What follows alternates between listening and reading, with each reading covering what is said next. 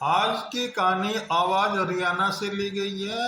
एक समय की बात है, एक नगर में एक कंजूस राजेश नामक व्यक्ति रहता था। नाम काल्पनिक है।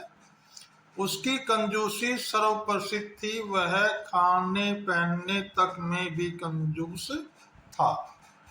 एक बार उसके घर से एक कटोरी गुम हो गई। इसी कटोरी के दुख में राजेश ने 3 दिन तक कुछ न खाया।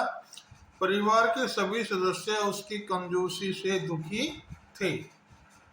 मोहल्ले में उसकी कोई इज्जत न थी, क्योंकि वह किसी भी सामाजिक कार्य में दान नहीं करता था। एक बार उस राजेश के पड़ोस में एक धार्मिक कथा का आयोजन हुआ। वेद मंत्र व उपनिषदों पर आधारित कथा हो रही थी। राजेश को सद्बुद्धि आई तो वह भी कथा सुनने के लिए सत्संग में पहुंच गया। वेद के वैज्ञानिक सिद्धांतों को सुनकर उसको भी रस आने लगा, क्योंकि वैदिक सिद्धांत व्यवहारिक व वास्तविकता पर आधारित एवं सत्य असत्य का बोध कराने वाले होते हैं। कंजूस को और रस आने लगा। उसकी कोई कदर न करता, फिर भी वह प्रतिदिन कथा में आने लगा। कथा के समाप्त होते ही वह सबसे पहले शंका पूछता। इस तरह उसकी रुचि बढ़ती गई। वैदिक कथा के अंत में लंगर का आयोजन था, इसलिए कथावाचक ने इसकी सूचना दी कि कल लंगर होगा।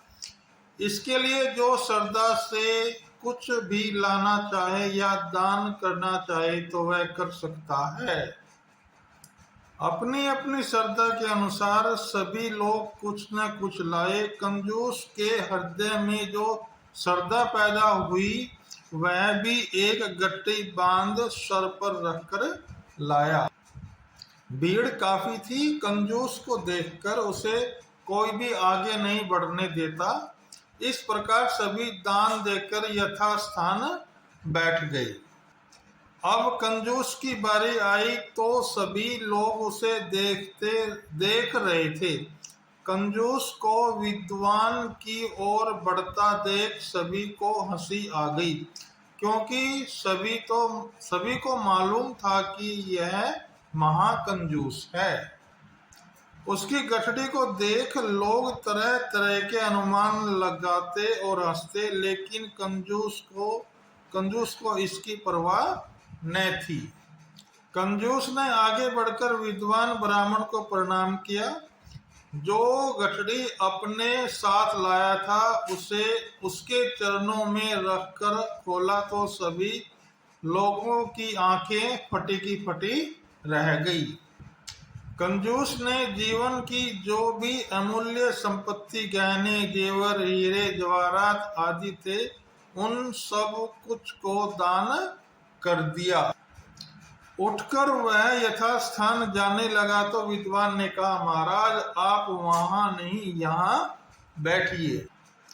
कंजूस बोला, पंडित जी यह मेरा आदर नहीं है, यह तो मेरे धन का आदर है। अन्यथा मैं तो रोज आता था और यहीं पर बैठता था, तब मुझे कोई नहीं पूछता था। ब्राह्मण बोला, नहीं महाराज, यह आपके धन का आदर नहीं है, बल्कि आपके महान त्याग यानी दान का आदर है।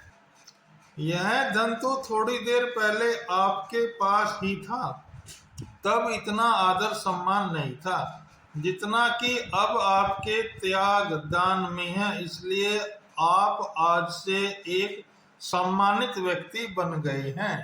शिक्षा मिलती है, मनुष्य को कमाना भी चाहिए और दान भी अवश्य देना चाहिए।